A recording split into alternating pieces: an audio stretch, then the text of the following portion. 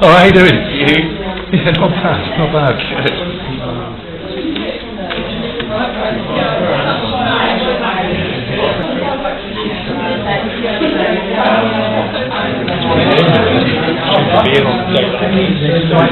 Yeah, the outside is because they're playing on the sand, playing on the stones.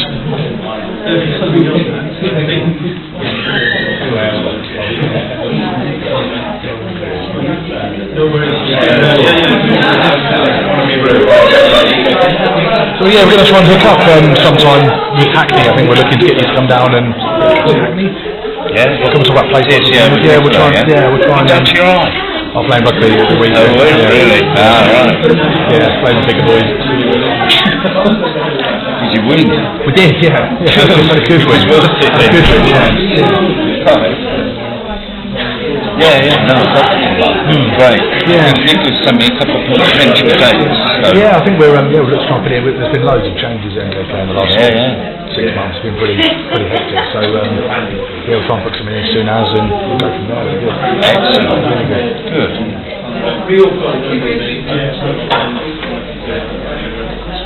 One long safeguarding.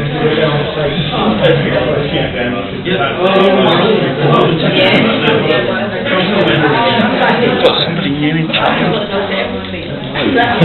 No, Andy, when he moved on just after Christmas, it's kind of fallen to me and Gary, who was operations manager, just between the two of us, sort of holding it together. Which is, I think it's over staff, and it got to the point where we were, in all honesty, we were just spending more than we were bringing in. Can't run like that forever, so some people had to go. Andy decided to move on. And it was, it was cheaper to not replace him in the interim anyway. I mean, we're pretty seasonal in our workload. Come the summer, we'll be really busy. Sort of over the Christmas period, it's about we have to get some new people in to run the shop and get them up to speed. So just someone at the very helm doing the whole, going around to all the big sort of steering groups and whatever else, just wasn't a priority really. It's a shame because you lose that kind of presence at all the sort of the big events and that kind of thing that he used to do. But it was the biggest salary, so it was one of the easiest to sort of put up with losing him for a while. I think the idea was to get a CEO eventually. Hopefully then get better again. Sort of gone down to like 4 core team members from like 15. So Right. Yeah, it was a tough thing. Yeah, that was a tough change to go through, wasn't it? And never happy. Oh God, no. It was like whenever you never the come way out they done feeling the good, redundancies do you? when there was someone leaving each week, another person going, another week. It's draining, you know. Yeah. People who didn't necessarily want to go at all, so it was. Yeah, it was tricky. It's nice and sunny. Can you see us? Can you pull those skirts in?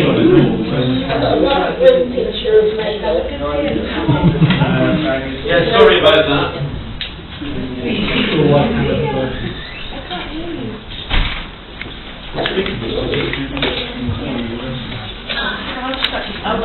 Sorry, Yeah, no, oh yeah. Very fitted and jaunty angle.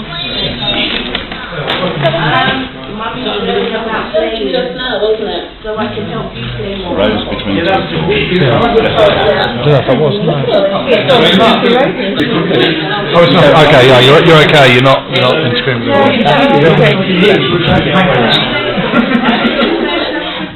You've met me, right? There's a lot of people in the room. Hello, lots of people. Hello. I can't see you, have to tell me who you are. Well, Can't get that working, sorry. You can't see us. okay, thanks, Tony. Sorry, I don't know what to do with that. He's working there and now it's got why. Yeah. We'll do a Hey, small... Go up, Ed. I'm alright. You're looking very academic. Well, thank you. You look well, mate. She needs to tilt her screen a little bit backwards so that we can, See her hair. because she kind of cut off the What, front. you want to see the hair? It's slightly more realistic. They're asking you, would you mind tilting your camera up a little bit so your face is in the middle of the picture? No, I don't do that. I don't want to see your hairstyle. No, they don't. No. They also don't want to see my double chins and the bags under my eyes. Signs of good living, isn't it, girl? You should see me at half, mate. No, you shouldn't. Right, you can be alright, yeah? Yeah, well, let's make a start. So, when we start the bathroom, that chin belongs to Penny Wilson. I'm a touch to the chin, okay, Michael? Yeah. And I feel like I'm sitting in the wrong place here. I should be in the circle with the rest of you, but there isn't room. There's an enormous number of people here, which is terrific. I'm really pleased that Penny can do this. And what are we going to do? Well, in the blurb, I used the phrase "play ghetto," and deliberately being a bit controversial and suggesting that we've got these little islands of loveliness for children, but they around them isn't lovely, and that's what I was talking about when I used the phrase the pink bicycle indicator. Because the idea of if you see a pink bicycle, what does that say to you? If you see a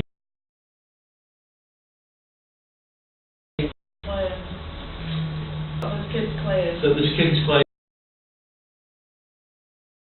bicycle. Almost 30 boys. And who owns a pink bicycle? What age do you think? Pre-teen. All pre-teen age group. Yeah. Typically, like a 6, 7, 8-year-old girl. So, whereas if you see, you'll often see outside the corner shop, you're still following us, aren't you? Can you hear us okay? Yes, I can hear you. Right, I'm just sort of setting the scene a bit before. Now, how many people are in the room? 1, 2, 3, 4, 5, 6, 7, 8, 9, 10, 11, 12, 13, 14, 15, 16, 17, 18, 19, 20, 21, 22, 23, 24, 25, 26 including me. That's amazing. It's a lot. 27 including me. 27 including you, yeah. Yeah, so you often see outside the corner shop there'll be 2 or 3 older lads' bikes just sort of dropped on the pavement. So that tells you that there's older lads feeling okay about roaming the streets. But if you see a little girl's bike, then it's telling you something different, I think. It's saying that the parents and everyone around perceives it to be a safe place for children to play. So there's various people have talked about play indicators or play traces or ways of saying that somewhere is a playful environment. And that's why a few years ago I spotted an abandoned pink bicycle, or seen an abandoned pink bicycle, and it struck me that was it operates as a complex indicator. It tells you a lot as a signal about the environment. What do I mean by complex indicator? Okay, I'll quickly explain. You know about canaries and coal mines. Look at these above your heads. So miners used to take the canary in a cage into a coal mine because the canaries are very sensitive to, I think it's carbon monoxide, whatever it is, and they peg out, they fall off the perch, and the miners know that they're in an unsafe place and they need to get out. So it's an early warning system. But that canary just indicates one simple thing, yeah? So it's a simple indicator. A complex indicator is a skylark. Now if you see a skylark, or if you find a skylark nest in a field, what it tells you is that it's completely unpolluted by pesticides, fertilizers or anything else, because skylarks will only exist in an area where there are lots of little bugs and things to eat, and they will only exist in an area that's free of pesticides.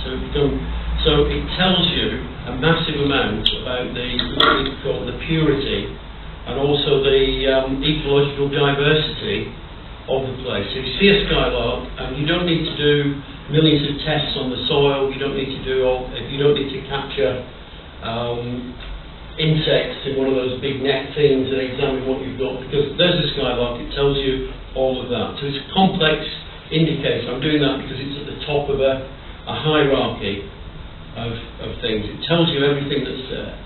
And that's exactly what a pink bicycle is. It operates in the same way. It tells you lots of things about the possibilities for playfulness in the area. Okay, come in. And I did a session at the Play Wales conference a few years ago and ran this idea past a group of people who are mainly adventure playground. And many of you are old school adventure playground workers. Just stick the hand up. Okay, right, so I'll only annoy a few of you by saying this. And they were, people think... Share the information answer with you. Say again? How many play workers come from an adventure play setting? Thank you. She can't see us. Put your hands up again. 1, 2, 3, 4, 5, 6, 7, 8, 9, 10, 11. 11 to 26. Yeah. Okay.